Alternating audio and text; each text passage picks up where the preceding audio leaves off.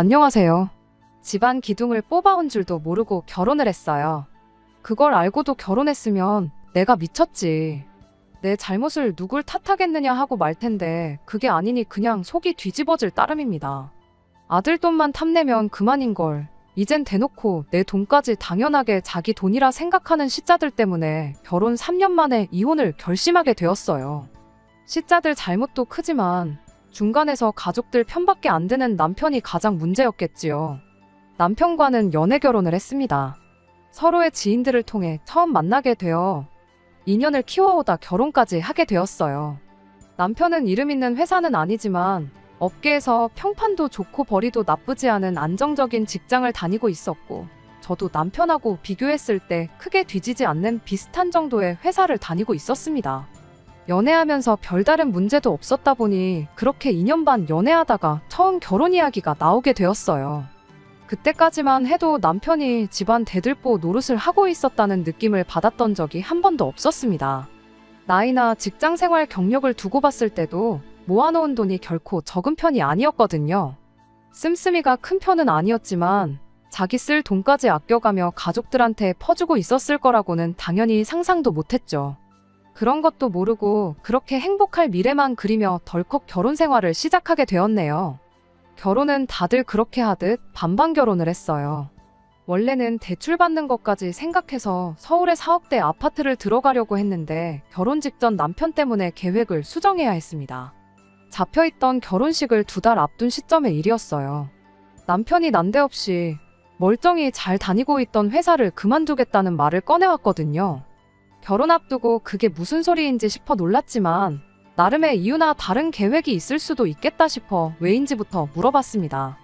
이유가 뭔가 했더니 대우가 너무 안 좋다는 이야기를 꺼내대요.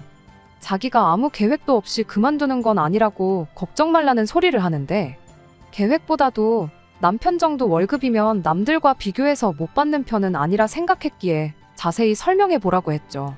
그러자 남편이 일은 일대로 직원들만 뼈 빠지게 하고 있는데 돈은 사장 혼자만 벌어가는 걸 보니 견딜 수가 없다고, 자기 말고도 다른 직원들 불만이 아주 하늘을 찌르는 상황이라고 하더라고요.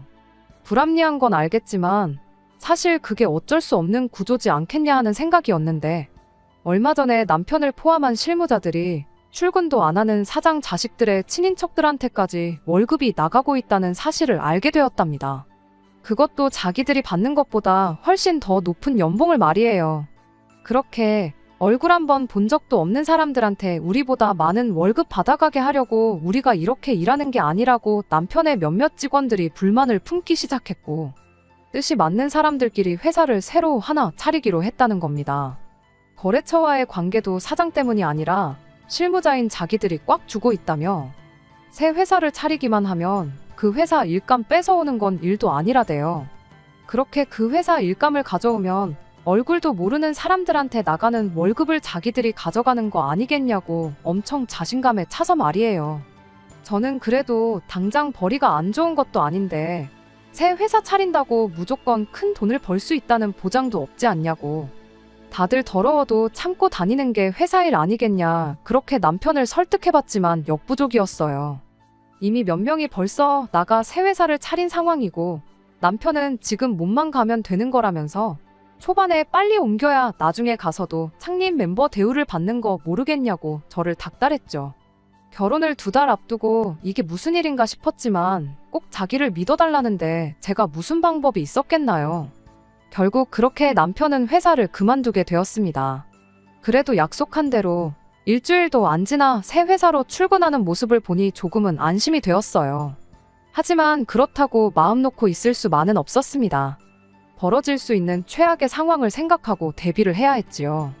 신혼집을 구하는데 대출 비중이 조금 높은 편이었는데 혹시나 남편 벌이가 줄어들 수도 있다고 가정하고 아예 신혼집을 다른 곳으로 알아보기 시작했습니다. 남편은 몸 별 걱정을 다 한다고 나왔지만 막상 첫 달 월급이라고 받아온 게 100만 원이 고작이었어요. 앞으로 회사에 일거리 늘어나고 자금이 돌기 시작하면 문제 없을 거라고 그냥 집은 구하려고 했던 곳으로 그냥 계약하자는데, 솔직히 미덥지가 못해서 그냥 처음 살기로 했던 집은 포기하고 모아놓은 돈만 가지고 작은 빌라 하나를 전세로 구했어요. 정작 결혼하고 나서도 월급은 별반 차이가 없었고 오히려 100만 원도 못 가져오는 달도 있었죠. 남편은 첫 술에 배가 부르겠냐며 태도를 바꿔왔고요. 무보수로 일하는 게 아니고 다 밀린 월급으로 적립되어 있다고 조만간 한 방에 받아올 테니까 갖고 싶은 거나 골라놓으라느니 별말을 다 하대요. 잘 풀릴 거라고, 이 걱정은 다 기우라고 저렇게 자신있게 말하는데 이미 결혼까지 한마당에 믿는 거 말고 제가 무슨 방법이 있었겠나요?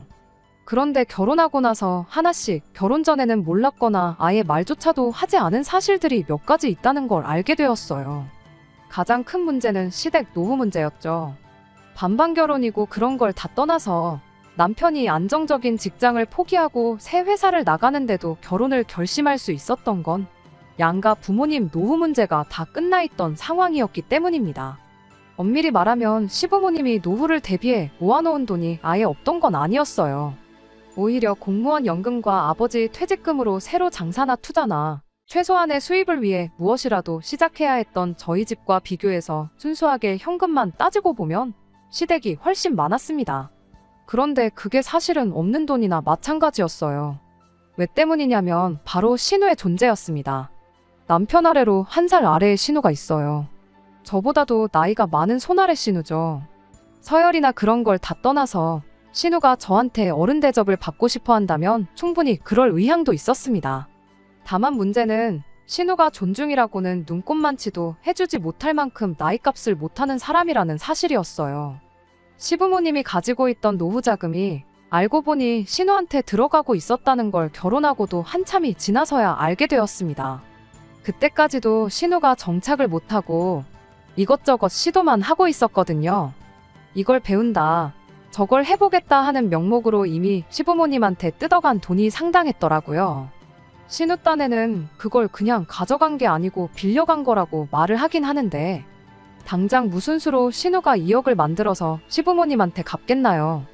심지어 저희가 결혼했을 때도 신우는 뭐 따로 하는 거 하나 없었는데도 강남에 고층 오피스텔을 구해서 혼자 월세살이를 하고 있었어요. 일도 안 하는데 월세는 물론이고 생활비조차 스스로 조달을 못했기에 그 돈마저도 전부 시부모님 주머니에서 빠져나가게 되었던 거죠.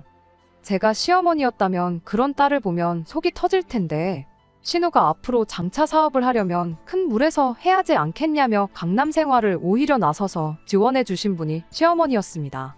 동네 장사 해봐야 그냥 최저시급 받고 알바하는 거랑 똑같다나 뭐라나 하는데 그걸 듣고 있자니 참 답도 없더라고요. 그래도 그 사실을 알게 되었을 때 충격적이긴 했지만 최대한 신경 안 쓰려고 노력했어요. 어쨌든 명목상 신우가 시부모님 등골 파먹는 게 아니고 빌려간 거라고 자기 입으로도 그렇게 강조를 했으니 아르바이트라도 하면서 월이백 수입으로 시부모님 모시고 같이 살던 시부모님 노후 문제는 앞으로 신우가 알아서 해야 할 문제라 생각했지요. 저희는 결혼할 때 시댁에 손 벌린 거 하나 없었으니까요. 그런데 너무 안일하게 생각했었나 봐요. 결혼한 지 1년이 딱 넘어가니 시부모님이 합가해서 같이 살자는 말을 꺼내오더라고요. 이유가 뭔가 하니 신우 창업자금을 대줘야 한다는 거예요. 그런데 가지고 있던 돈 대부분을 이미 신우가 죄다 받아갔고 남은 돈만 가지고는 돈이 모자라니 살고 있는 집을 팔아서라도 그걸 해주겠다는 이야기였죠.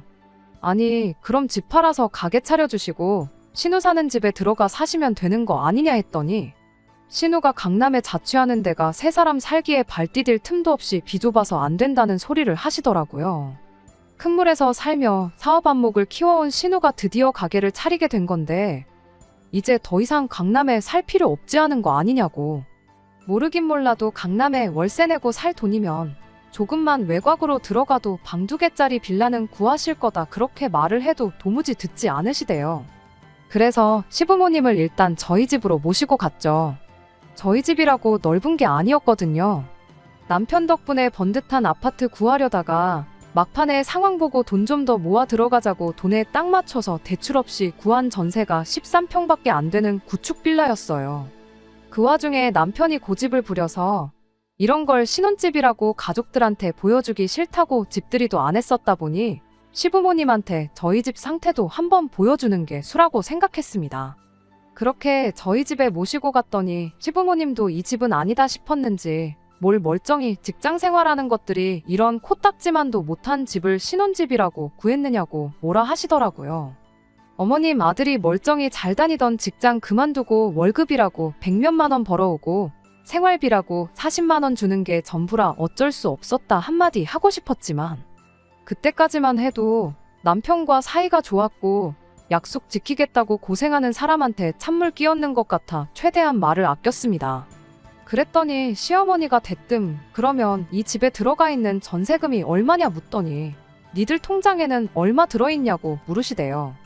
그런 건 왜 궁금하시냐고 따져묻기도 전에 옆에 있던 남편이 전세로 얼마 들어가 있고 결혼할 때 돈이 얼마나 남았고 그 후로 한 2천은 모으지 않았겠냐 하고 대답을 하는 겁니다. 저 인간이 눈치도 없이 왜 저러나 싶은 와중에 그 말을 듣고 돌아온 시어머니의 반응이 더 어이가 없었습니다. 그러면 니들 전세금 빼고 내 돈이랑 니들 돈 합쳐서 신우 가게부터 일단 차려주고 니들은 우리 집에 들어와서 살면 되겠구나 하는 소리를 꺼내왔으니까요. 당신들이 신우한테 받아낼 돈이 억단위인데 특별히 이번만 감안해서 신우가 가게 차리고 자리 잡고 그러면 저희 돈 먼저 갚아주게 하겠다고 엄청 선심 쓰듯 말하는데 어이가 없어서 대답도 못하고 그 자리에 멍하니 서 있기만 했습니다.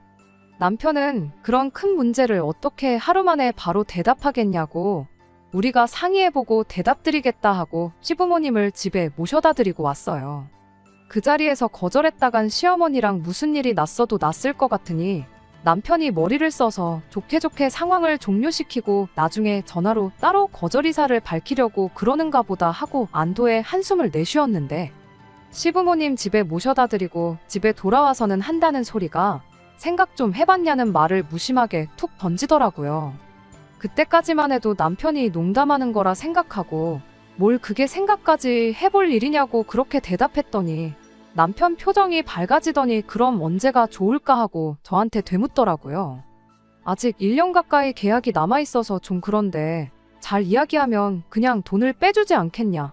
안 되면 한 돈 100만 정도 주고 일찍 빼달라고 하면 빼주지 않겠냐. 그딴 소리를 하는데 그때는 정말이지 남편과 사이가 좋고 남편 기분이 어떻고 저떻고를 떠나서 정신 나갔냐는 말이 절로 나오더군요. 남편은 이해를 못하겠다는 듯이 제게 되물었어요. 이 좁은 집에 어머니 아버지 모시고 넷이서 사는 것보다야 조금이나마 넓은 부모님 집에 우리가 들어가 사는 게 훨씬 나은 거 아니겠냐고.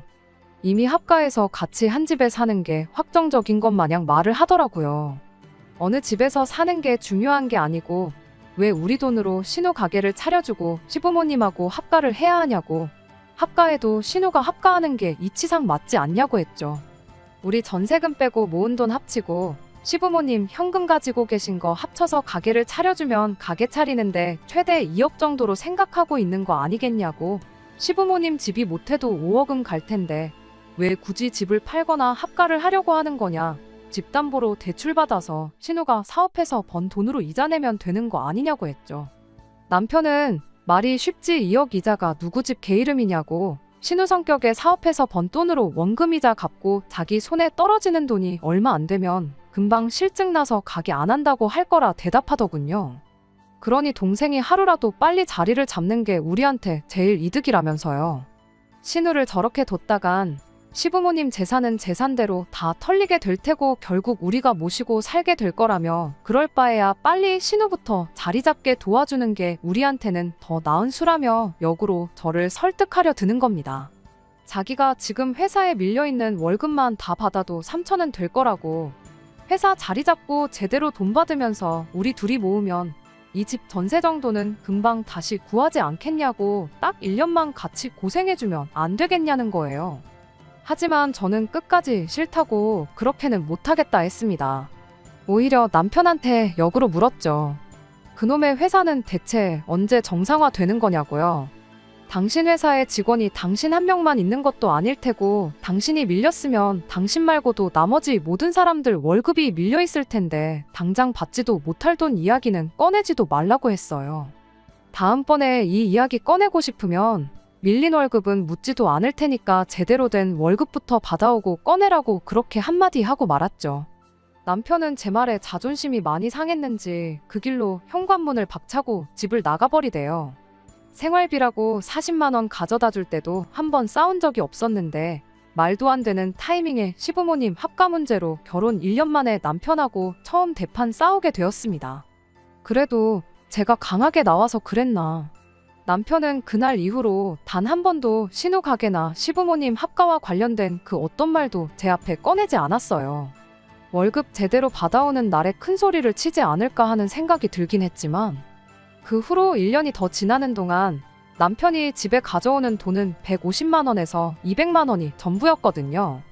자기 가족들 보면 아쉽긴 했겠지만 남편이 저한테 뭐라 말을 할 수 있는 상황은 아니었죠.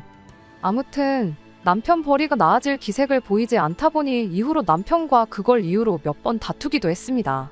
세상 어느 기업이 직원들 일자라는 거 보고 일감을 주겠냐고, 당신 다니던 전 회사 사장이 아무것도 안 하고 회사 수익으로 가족들 몰래 월급 주고 그랬어도 여지껏 쌓아놓은 게 있으니 회사를 그만큼 키우고 굴리고 있었던 거 아니겠냐고. 당장 더럽다고 다 같이 우르르 그만뒀을 때나 힘들었겠지. 2년이 지나버린 지금 그 회사는 다시 사람 뽑아서 멀쩡히 잘 굴리고 있을 거라고. 여지껏 당신 벌이를 보면 그 회사 일감 뺏어오는 건 이제 물 건너간 이야기 아니겠냐고 강하게 한마디 했었어요. 계속 그 돈 받고 일할 바에 자존심 숙이고 먼저 회사에 다시 받아달라 이야기를 해보던가, 아니면 더 늦기 전에 새 일자리 구하고 이직이라도 하던가 하는 말도 했었죠. 돈 얼마 덜 벌어오게 되는 것보다 저러다 남편 회사가 어떻게 되기라도 하면 큰일이겠다 싶어 저는 제 나름 최선의 조언을 해줬던 겁니다. 하지만 그럴 때마다 남편은 이쪽 일이 어떻게 돌아가는지도 모르면서 그렇게 맘대로 말하지 말라 대답했어요. 그리고는 꼭 그달 월급으로 400만 원 정도를 받아왔었습니다. 이달은 일이 잘 풀렸다는 식으로 말을 하고는 했는데 그걸 보니 또 진짜 되기는 되는 건가 싶기도 하고, 사실 이 상황이 누구보다 힘든 건 남편이 아니겠나 하는 생각이 들었어요. 그게 아니고 꼭 다툴 때마다 늘어나는 월급을 보면 의심부터 했었어야 했는데 그냥 남편을 보채지 않고 조금만 더 기다려보는 바보 같은 선택을 하고 말았습니다. 시부모님을 모시고 신우한테 가게 차려주자고 말을 꺼냈던 건 그때 단 한 번뿐이었고, 그걸 떠나서 남편이 누구보다 더 모든 걸 제자리로 찾기 위해 누구보다 더 열심히 하고 있다고 생각했었거든요. 그런데 세상에 제가 생각하던 그런 게 전혀 아니었어요. 남편은 철저히 저를 속이고 뒤에서 자기 가족들을 챙기는 데만 혈안이었던 겁니다. 그걸 알게 된 건 정말 우연이었어요. 언제까지 저를 속일 속셈이었는지는 모르지만 아마 그날이 아니었으면 평생 몰랐을 수도 있었겠다는 생각이 드네요. 제가 하는 일 특성상 주에 하루는 재택 근무 신청을 할 수 있거든요. 평소에는 출근을 선호하기는 하는데 보통 밀린 집안일 한 번에 해치우고 주말에 푹 쉬고 싶은 금요일에 재택 근무를 신청하는 편이에요. 그날은 같은 이유로 재택 근무를 하고 있었던 날이었고요. 남편이 출근길에 오늘따라 몸이 너무 안 좋다고 그렇게 말을 했는데 점심때쯤 돼서 도저히 못 버티겠다고 일찍 집에 들어왔어요. 감기 몸살 기운이 있는 것 같다길래 병원에 다녀오겠냐 물었더니 그냥 한숨 푹 자면 괜찮아질 것 같다며 얼마나 몸이 안 좋은 건지 아주 죽을 상을 해가지고는 가방도 식탁 의자 위에 대충 내려놓고 옷도 안 갈아입고 그대로 방에 들어가 눕대요. 어차피 다음날이 주말이기도 하고 옷이야 구겨지든 말든 지가 자다가 불편하면 알아서 갈아입겠지 생각하고 그냥 자게 뒀지요. 그렇게 남편이 방에 들어간 지 한 30분쯤 지났나 남편 가방 안에 있던 전화기가 울리더라고요. 얼마나 피곤한 건지 벨소리도 못 듣고 자고 있길래 제가 대신 가서 핸드폰을 꺼냈더니 회사에서 걸려온 전화였어요. 무슨 급한 일이 있는 건가 싶어서 전화기 들고 가 남편을 깨웠죠. 그런데 남편이 몸 안 좋아서 반찬해고 왔는데 뭔 전화냐고 짜증을 저한테 내면서 핸드폰을 무음으로 돌려놓고는 핸드폰을 저한테 건네더니 다시 침대에 확 누워버리더군요. 왜 그 짜증을 나한테 내나 싶었지만 몸이 안 좋다더니 평소보다 예민한 거구나 싶어 그냥 넘어갔습니다. 남편이 건네준 핸드폰을 다시 식탁 위에 올려놓고 저는 다시 제 할 일을 했고요. 그렇게 한 2시간쯤 더 지났나? 그제서야 남편이 방 밖으로 나오더라고요. 여전히 죽상을 하고 있는 게 몸이 아직도 안 좋은 것처럼 보여서 병원을 다녀오던가 약국에서 약을 지어오던가 하라고 했죠. 남편도 알겠다 대답하고 그 길로 집 밖을 나섰어요. 병원도 다녀오고 약도 타오겠다는데 몸이 많이 안 좋구나 싶었습니다. 암만 재택이라도 일하다 말고 자리를 비울 수도 없는 노릇이고 애도 아닌데 병원까지 따라가 주는 건 아닌 것 같아 그냥 병원 갔다가 오면 따뜻한 차라도 마시게 해주려고 나가는 남편 배웅해주고 주방으로 갔지요. 그런데 식탁 위를 보니 남편이 핸드폰을 두고 갔더라고요. 무음으로 해놓은 상황에 저도 일한다고 신경을 못 쓰고 있었는데 남편 핸드폰을 봤더니 2시간 자는 동안 회사에서 전화가 20통도 더 넘게 걸려와 있었더라고요. 얼마나 급한 일이길래 싶어서 그 길로 핸드폰 들고 빌라 현관까지 뛰어내려갔어요. 그런데 남편은 벌써 얼마나 간 건지 코빼기도 보이지 않대요. 쫓아가서 남편한테 전화기를 주고 와야 하나 싶은 와중에 때마침 또 전화가 걸려오더라고요. 이미 20통이나 넘는 전화를 못 받은 건 둘째치고 남편이 몸이 안 좋아서 전화를 못 받았다고 설명해주고 한 30분 뒤에 다시 전화 달라고 말해줄 겸 해서 그냥 제가 전화를 받았어요. 전화를 받으니 한 20대 초반쯤 되었을까 싶은 앳된 목소리를 가진 여직원이 인사를 하더라고요.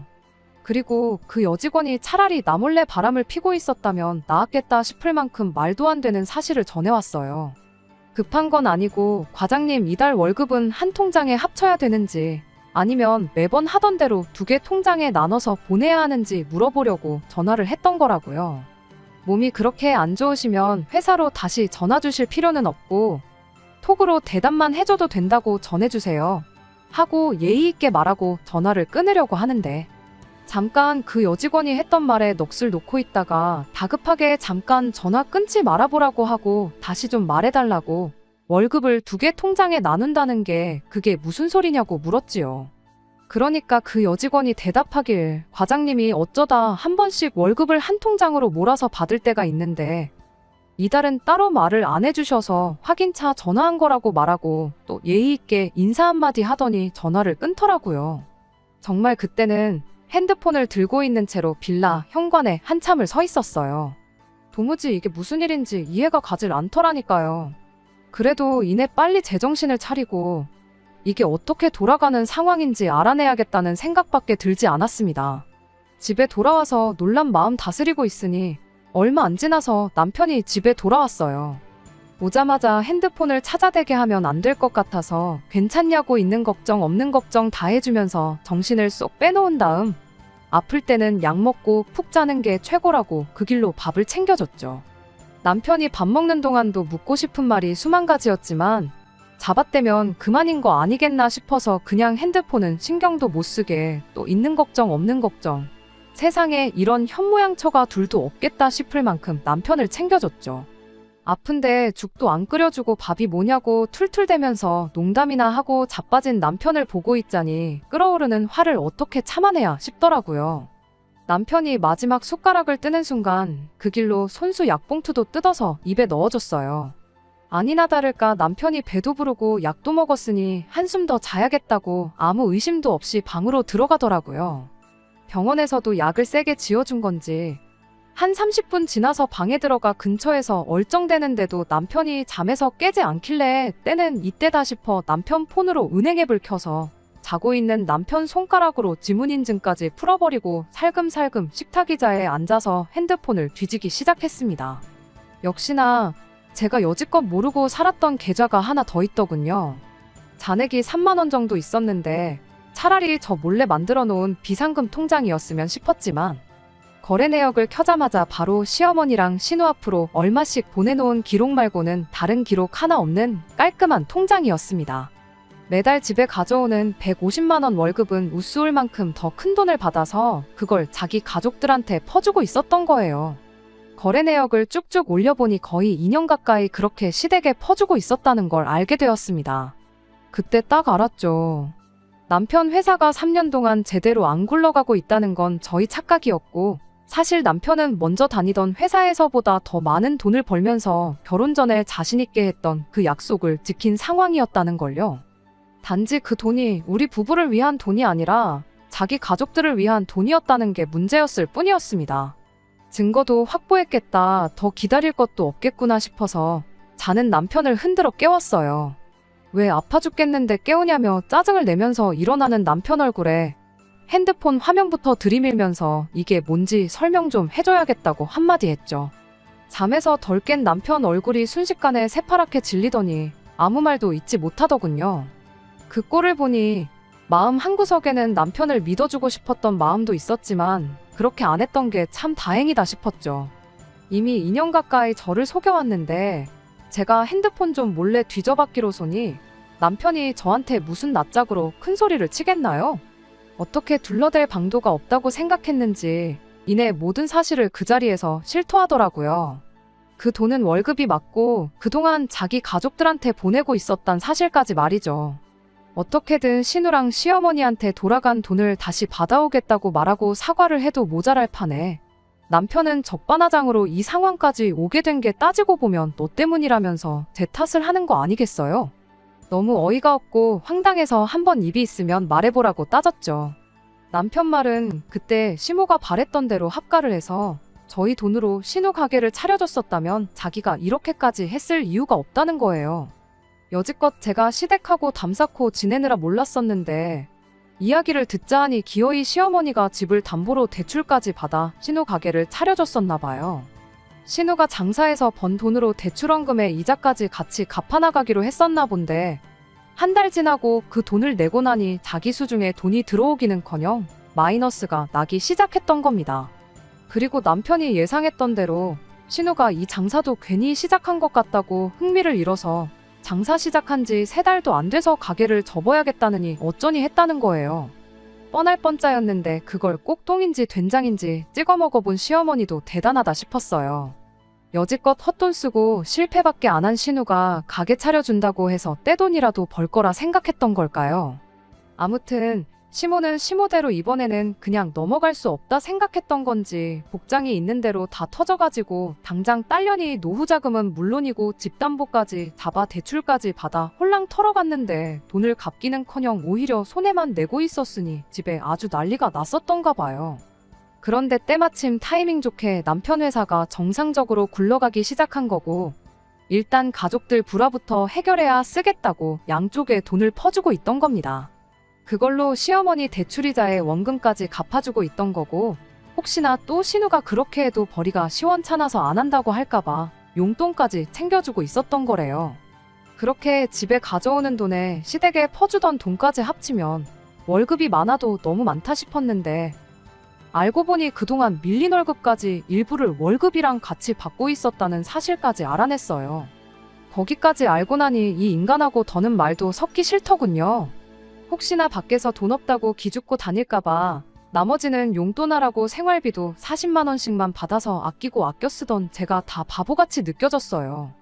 2년 가까운 세월을 작정하고 저를 속이고 그걸 제 탓이라고 우기는 인간하고 백날 떠들어봐야 뭐 하겠나요? 그냥 그 길로 시댁으로 쳐들어갔죠. 솔직히 그때는 제가 무슨 생각을 하고 있는 건지 저도 몰랐어요. 사과하고 여태까지 남편이 퍼준 돈을 돌려준다고만 한다면 이혼은 안 해도 되는 건가? 이미 부부 사이에 신뢰라는 게 사라져버린 마당에 그 돈 얼마 돌려받는다고 앞으로 평생 이 사람과 행복할 수 있을까? 머릿속에는 온통 그런 생각들 뿐이었지요. 2년간 연락도 없이 지내던 며느리가 갑자기 시댁에 쳐들어오니 시어머니도 대충 무슨 일 때문에 왔는지 감을 잡은 듯 할 말이 있으면 해보거라 하시더군요. 그래서 됐고 신우부터 부르라고 했죠. 신우까지 다 한자리에 있어야 이야기가 될 것 같았으니까요. 예상외로 신우가 순순히 오겠다고 하는 걸 보니 이 사람들한테 자기들이 잘못했다는 인식이 전혀 없는 거구나 싶은 생각이 들었어요. 신우가 도착한 뒤에 저는 단도직입적으로 제 용건부터 꺼냈습니다. 그동안 받아온 돈이 얼마인지는 남편 통장에 고스란히 기록이 남아있으니까 받은 돈만 그대로 뱉어내라고요. 그러면 이혼까지는 저도 다시 생각해보겠다고 했죠. 돌아온 시모와 신우의 대답은 고민할 것도 없이 노였습니다. 그래도 가족끼린데 여유가 있는 집에서 힘든 집 좀 도와주고 그럴 수 있는 거 아니겠냐고 오히려 저보고 너무 이해심이 부족한 거 아니냐고 따지고 들더군요. 그래서 제가 가족끼리면 당연히 도와줄 수 있다고. 그런데 2년 동안 나한테 말 한마디 하지 않고 나를 쭉 속이고 있지 않았냐고. 가족한테도 말 한마디 못할 만큼 떳떳하지 못한 짓을 하고 있으면서 이제 와서 상황 불리해지니까 가족 타령하지 말라고 아주 역겹다고 그렇게 한마디 해줬어요. 적어도 시모는 앞으로는 안 받을 테니까 좋게 좋게 넘어가자고 저를 설득해보려 노력이나마 하는데, 신우는 동생이 돈 잘 버는 오빠한테 용돈도 못 받냐며 앞으로도 계속 틈만 나면 돈을 받을 것처럼 말을 하대요. 어이가 없어서 콧방귀 한번 뀌어주고 시어머니한테 한마디 했어요. 신우의 어딜 보고 저런 걸 가게만 차려주면 사람구실 할 거라는 생각을 하신 거냐고. 차라리 그 돈으로 불쌍한 사람이라도 도왔으면 보람이라도 차지 않으셨겠냐, 그렇게 한마디 했죠. 그랬더니 신우가 그 말에 긁힌 건지 혼자 얼굴이 시뻘겋게 변해서 노발대발하더니 저한테 다가와 냅다 제 뺨을 날리더군요. 나이도 어린 게 그래도 오빠랑 결혼했다고 형님 대접을 해줬더니 사람이 우습게 보이냐며 어디 오늘 한번 너 죽고 나 죽자고 성질을 부리는데, 돈도 돈이지만 뺨까지 맞은 상황에 저도 더는 보이는 게 없어서 그 길로 신우 머리채를 붙들어 버렸어요. 막상 귀싸대기까지 먼저 날려놓고 저한테 머리채를 붙들리니 어떻게든 빠져나가 보겠다고 허리를 숙이고는 꼼짝도 못한 채 이것 좀 놓으라고 소리만 고래고래 지르고 있더라고요. 시어머니도 가세해서 이거 놓으라고 제 등짝을 때리기 시작했고, 남편하고 시아버지가 나서서 저를 뜯어내려고 했지만 어디 머리채에 움켜쥔 손이 쉽게 풀리겠나요? 한참 동안에 씨름 끝에 저를 떼어내긴 했는데, 그러고 나서 보니까 움켜쥔 제 손에 신우 머리카락이 한 움큼 있대요. 신우가 저를 고소하겠다고 난리를 떨길래 어디 해볼 테면 해보라 말하고 아들도 돌려줄 테니 아들 돈으로 빚을 갚든 신우를 먹여 살리든 좋을 대로 하라고 한마디 해주고 시댁에서 뛰쳐나왔습니다. 그렇게 3년 결혼 생활에 종지부를 찍게 되었어요. 신우가 큰 소리 떵떵 친 대로 머리카락 몇 개 뽑힌 걸 가지고 저를 폭행죄로 고소를 해왔습니다. 이러나 저러나 어쨌든 속은 후련했으니 그냥 합의금 얼마 주고 말거나 안 되면 벌금 내고 말려고 했었는데, 그날 나누는 대화에 따라서 남편과 이혼할지 말지를 정해야겠다고 나중에 증거로 사용될 수도 있겠다 싶어 시댁 들어가기 전부터 핸드폰에 녹음기를 켜놓은 상황이었거든요. 덕분에 정황상 신우가 저를 먼저 때린 게 입증이 돼서 쌍방으로 어떻게 좋게 좋게 처리가 되었습니다. 법이란 걸 잘 몰랐는데 신우가 저를 고소해준 덕분에 이래저래 이혼도 소송으로 진행하게 되었어요.